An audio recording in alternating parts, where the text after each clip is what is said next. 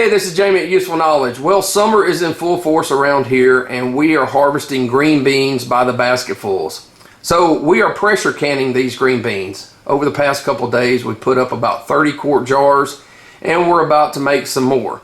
So I'm going to show you how to pressure can green beans, and I'm going to show you all the tips that I've learned over the years so that you can safely pressure can green beans. Okay, once you get your beans strung and snapped, it's time to cook them. Now what I like to do is just put some water in here, and I'm going to get these up to where they're boiling.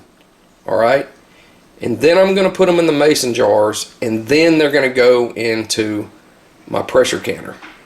Alright, now I know a lot of people are putting them in the jars completely uncooked. That's not what I was taught to do, so I don't do that. I'm going to show you the steps that I've been using for probably at least 40 years. Alright, so all we got to do now is add water to this and bring them to a boil. Okay, I've got my water in here. I've got them turned on, and now we're just going to let them get up to a good boil. Once you get your beans on to cooking, go ahead and put your jars in the oven.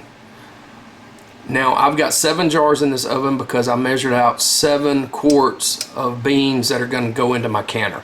And I've got them in the oven at 250 degrees. Okay, I get asked all the time about breaking a mason jar in the oven, that it's not good for them.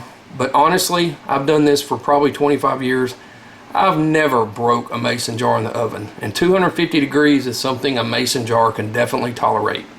Okay, I'm looking into my canner here, and you'll just have to forgive all the discolorations from 25 years of canning. The important thing I want to show you here is the canner rack. Its main function is to hold the jars up off the bottom of the canner.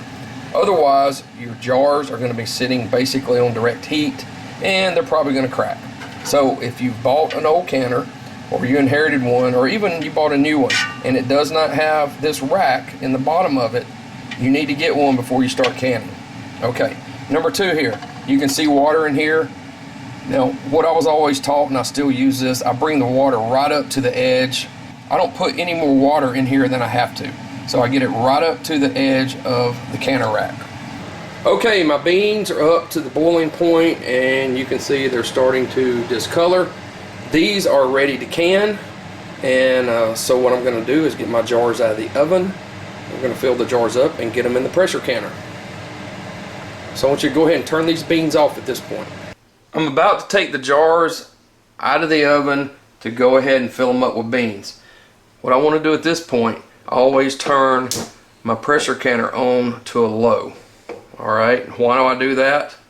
I just want to get that little bit of water warmed up in there so that I'm not putting a hot jar into cold water that might be in the pressure canner. And it's going to speed up the process of getting this up to temperature if all that's kind of warm in there. Okay, my process here is pretty simple. I'm just going to put the green beans into the mason jar. Right about that point, I'm about 3/4 full right there. So what I like to do is go ahead and press those in. Alright. Don't pack them, just kind of press them, get them in place. Now I'm going to start filling it up from that point. Okay, so what I like to do is to give about 1 inch of headspace, alright, of water and beans before I go into the pressure canner. And I honestly never measure these. You can measure it, but normally from this band right here, which is a very heavy thick piece of glass, to the top is about 1 inch. It's close enough. Okay, I'm going to show you how high I fill these jars with beans and liquid. Alright, so I look for this big, basically it's a transition from the jar area into the lid area. Okay, it's just a big band of glass right here, thick glass. That's my mark. Okay, that gives me about 1 inch of headspace from here to the top. And the reason you want that is because when you're in the pressure canner, the liquid is going to escape some. Alright, and if you don't have some headspace, at least 1 inch, you're going to lose a lot of that liquid. So you'll have a sealed mason jar of beans, but you're only going to have about 3/4 to a half of liquid in it, and they'll discolor on the top. They won't go bad necessarily, but they will discolor. All right, we need to get a lid on this and get it in our canner. Okay, now I'm going to put the lid and the band on. All right, so here's another tip. Don't tighten this down tight. I know in a lot of my other open kettle canning videos, I tighten them down really tight. You don't want to do that in a pressure canner. What I like to do here is thumb and a finger. All right, as tight as you can get with a thumb and a finger. All right, right there. Now, to check it, just grab it like that. See how easy that was to take off? That's how I know it's just about perfect. Right there, and I can check it and take it off really easy. All right, that's how I know it's not too tight. So I'm gonna get that back on there, and that's going into the canner. Okay, we got the jar full of beans, we got the lid on, finger tight. All we gotta do now is put it in the canner. And we're just gonna fill this up with the 7 jars. Okay, I've got my 7 jars in my canner. And these are quart jars. So, one thing I like to do, and here's another tip. If you'll notice, these are not touching. I do not like my jars touching. I don't want to give them any reason to crack. Okay, so when you put them in there, give them a little room so they're not touching each other. All right, let's get the lid on. Okay, I'm gonna go ahead and get the lid on. Most of these pressure canners are gonna have some type of arrow to line up, all right, which is just what I did, and that went straight down on there. And then you just turn it. All right, you can always double check to make sure that the lid is up under all the anchor points that it should be. That's what I like to do. Now all we're going to do is turn this up, because remember we had it on low, or if you've got it off, go ahead and turn it on. All right, I leave the regulator off until I see some liquid start to sputter out of that just a little bit. And we're going to wait on that, and it's only going to take probably a couple of minutes, maybe 5 tops, before you see some liquid start to come out of that just a little bit. Okay, you can see my steam starting to come out of here and got a little liquid coming out of here. Go ahead and put that regulator on. What I like to do is go ahead and push that air vent cover down, and just for a second, and obviously it's not too hot, but it is getting hot, and that will pop up. Now, the pressure is going to start to build. All right, now's the time to watch your regulator and watch your temperature, especially those of you with electric stove eyes. I want you to watch this, because you're going to have to adjust it when it gets up towards 10 pounds. Like I said, we're going to have to watch this. The pressure's starting to increase. We're going to have to adjust this down as it gets up to about 10 pounds until we find a sweet spot, because we want to basically pressure can these at 10 pounds for 30 minutes. All right, and that's coming up obviously right there.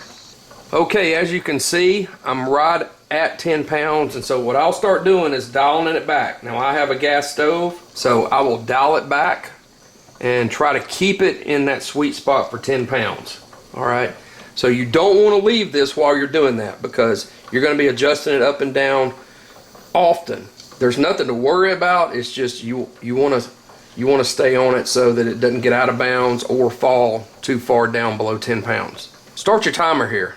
So I'm going to pressure can these for 30 minutes. So once you get up to about 10, go ahead and start your timer. We're going to do this for 30 minutes. So I want to show you this just so you know. Nothing's ever perfect. This thing has dropped back to about 8.5 pounds. And so I dialed up the heat just slightly. You know, I've always got a few leaks here and there. This air vent back here seems to always leak a little bit, but it always has.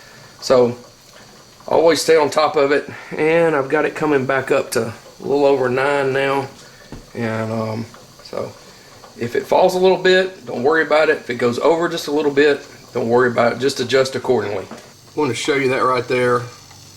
That's what that's supposed to be doing. The pressure's coming up, and yeah, there's a little liquid coming out, but that's what that regulator's there for. So if you see that, don't be too alarmed. That's fine. Okay, so we've been effectively at 10 pounds for 30 minutes. It's time to turn this off. All right, we're just gonna let the pressure bleed off. Don't do anything to it. Definitely don't pull that up. Just let it bleed off slowly. And as the temperature decreases, the pressure is gonna decrease. So Probably not gonna open this to at least 1 to 2 hours. It's been about 15 minutes since I turned the pot off. Now obviously to the touch it's still super hot, but you can see the pressure's bled off. A little pop-up back here just went down. So what I like to do is go ahead and pop that off. Just let it sit there. And I really don't like to open this for about 1 to 2 hours. And the reason is, if I open it right now, the beans are going to be boiling inside the jar. The water in the beans are going to be boiling inside the jar for what seems like about an hour. So I just go ahead and leave them alone, let them cool down, and then I'll open this up and get in there and pull them out. And even after an hour to 2 hours, they're still very hot. Okay, it's been about an hour and a half to hour and 40 minutes since I turned this off and the pressure bled off. So I'm gonna go ahead and pop the top on this. Okay, I want to show you this. It's been an hour and 40 minutes since I turned off this pot and let the pressure bleed off. And so you can see there, an hour and 40 minutes later, the green beans and water inside these jars is still boiling. Now these 2 jars have already sealed, and the other ones will seal as they cool down. Alright, but I like leaving them in the pot to let them cool off a little bit more even after I take the lid off. I've never been a fan of pulling these superheated jars out into the cooler air of the kitchen. So just be patient and let them cool down. I like to give it another hour from now before I pull them out. Okay, I took the lid off of this about an hour and 45 minutes after I turned it off and the pressure bled off. So it's been another probably about 50 minutes. And so I'm gonna go ahead and take these out. Now, I still see some bubbling going on, but I need to get them out because I do want to do another batch. And so they've cooled down enough. And there they are. I'm just gonna put each one of them over here. And I like to put them on a towel. That way there's no weird differential like going onto a cold countertop. It's probably a little bit overboard, but I'm super careful with pressure can stuff. Okay, there they are. That's my 7 jars, and if you look, they're all sealed. See there, you can see that indented lid right there. They're all sealed. Like I said, I let them sit in there an hour and 40 minutes after I turned it off, and then another about 50 minutes with the lid off. Okay, I want to show you something that I absolutely don't want you to worry about. Sometimes you're going to lose liquid when you're canning green beans, especially pressure canning, because pressure builds up, it wants to escape, and that liquid escapes out of these jars. All right. So you can see a little bit of escape back there, a little bit more here.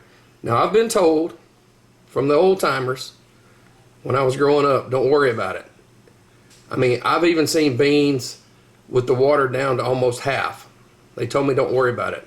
I really don't like that because I like it to look like this one, where there's absolutely no water lost, but it happens. You can see that one in the back. I picked out about 3 here that did lose a little bit of liquid just so I can show you something not to worry about. They will still be fine. You might get a little discoloration at the top, but you can pull those out if you don't want to. And when you cook them, they're going to basically lose that discoloration, so don't worry about that. Remember, we pressure can these for 30 minutes at 10 pounds. I turned off the heat. I let them cool down for about an hour and 40 minutes, and you can go longer if you want to.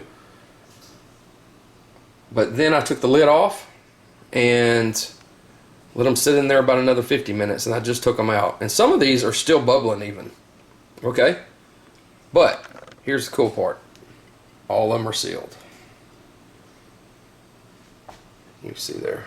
They're all sealed, ready to go in the pantry after they cool down. So we hope you gained some useful knowledge and some cool tips on how to safely can green beans. Thanks for watching.